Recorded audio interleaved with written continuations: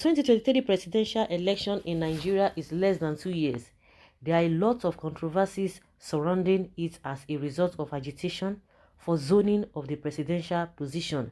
Recall that the agitation for zoning of the presidential position of Nigeria started officially when the southern governors, in their meeting held in Lagos on July 5th, 2021, adopted the zoning arrangements and called on the northern politicians to zone the presidency to the south in 2023.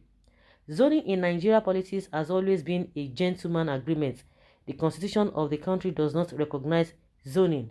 This is why the northern governors rejected the position of their southern counterparts during their last meeting in Kaduna State. As a result of the agitation for zoning, different ethnic groups have joined the political discussion and stated their position on the zoning arrangements. It is as a result of this the leadership of Fulani Development Association of Nigeria has spoken out on the ongoing agitation for zoning of the presidential position of the country. What is the revelation of Fulani group leader that may affect the agitation for Southeast presidency? According to a report by Vanguard, the National Secretary of Fulani Development Association of Nigeria, Professor Umar Labdo, has revealed that political power could only be won and not driven through blackmail and intimidation like what is happening currently. The Fulani group leader revealed this when he was responding to the ongoing agitation for power shift to the southern part of Nigeria.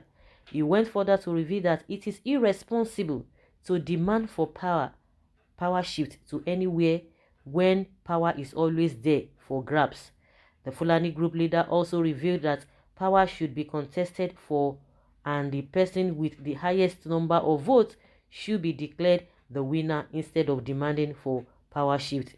The recent revelation of the leadership of the National Secretary of Fulani Development Association of Nigeria may likely affect the ongoing agitation for power shift to the south. The agitation for power shift would have allowed the southeast geopolitical zone that has not produced the president of the country since the return of democracy in 1999 to produce the successor of President Muhammadu Buhari.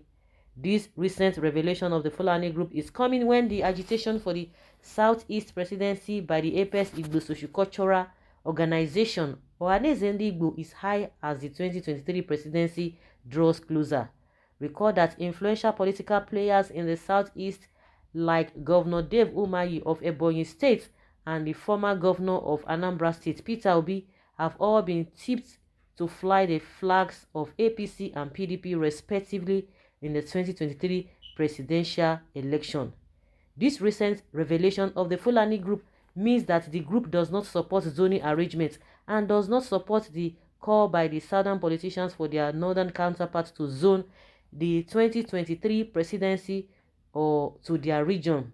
This may likely affect the agitation for the Southeast presidency because the Fulani group may not support any southern politician in the name of zoning arrangements. Well, if you want to look at it, who are these Fulani people? What is their population? They are depending on the middle belt. Okay, so it is now. So if they feel that they cannot vote for an Igbo man or they cannot allow the position to go to or to shift to the south, so it is they now believe that it's now the south will now vote for them. Is that what they are talking about? Of course, now everybody just see dragging. There is a particular place they are going to meet. Everybody is going to meet at equilibrium. Okay, this one is still dragging it, this one is still dragging it, but they are not closer. But everybody will just be holding on to what they believe. So is it the northern? Because we have seen it several times. Is it only the vote? Is it that only the vote from the north that will give us a northern presidency? So since you are saying you cannot do this, I mean, why?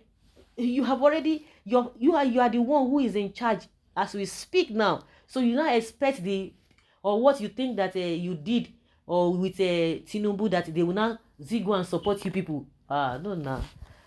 What I believe is that at some point all of them will meet on a round table and they will meet at equilibrium. There's a place at the T junction or the junction they need to meet, because I just believe that all of them are just making mouth and it can never go back to the south, to the north. It can never, because I don't know why these guys are adamant on this whole thing. You have wasted your 8 years. The gentleman arrangement is what they don't want to hold on to. Now they are taking the law. And that was the reason why they are always deceiving some of those Southerners who do not even know their left from their right because of greed. Gentleman agreement, these guys do not know it. They don't even understand it. But when it comes to their own, you always align with them. People like Tinubu, they always align with them. People who do not even know their worth in the first place. And that is why they don't want it to be in the constitution. But one thing I believe is that you cannot deceive people all the time. You know, it's just once you can deceive somebody, but where by the time you deceive the person, the second time, the third time, for somebody who is well articulated, you can't deceive the person for a very long time. That is what they are just doing. And Buhari has already exposed them beyond what they ever thought of. And that is why they want to hold it by fire, by force. You are now quoting constitution. Do you blame them? The South in general and South in particular are the architects of their problem. If Atiku is given the ticket to contest under APC, majority of the Northerners who are PDP will vote for him. In other words, they are not one-way traffic.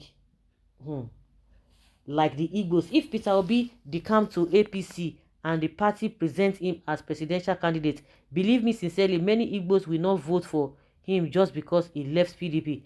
Things have changed politically, but the Igbos are still where they are. You see, I don't understand. You that you are even talking, what has Igbo presidency got to do with you? The people who have been in the government, the people who know how to play the policies, I think something is wrong with a lot of people because you are not even looking beyond what is happening to you. The Northerners who have been there now, how have they affected your life positively? How have they affected the life of their own people positively? Because I don't really understand. I can't fathom it. Please talk about your region and leave Igbos. Because Igbos are not follow. They are always make sure that they know what and how they are following. Did you know how long it takes the Igbos to follow Nnamdi Kanu? Before Igbo man follows you, you must prove yourself trustworthy. That is the nature of Igbo man, and you cannot take it away from them. And that is it.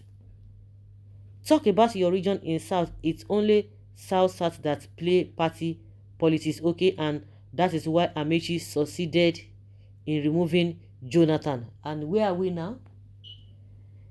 Then where are we now?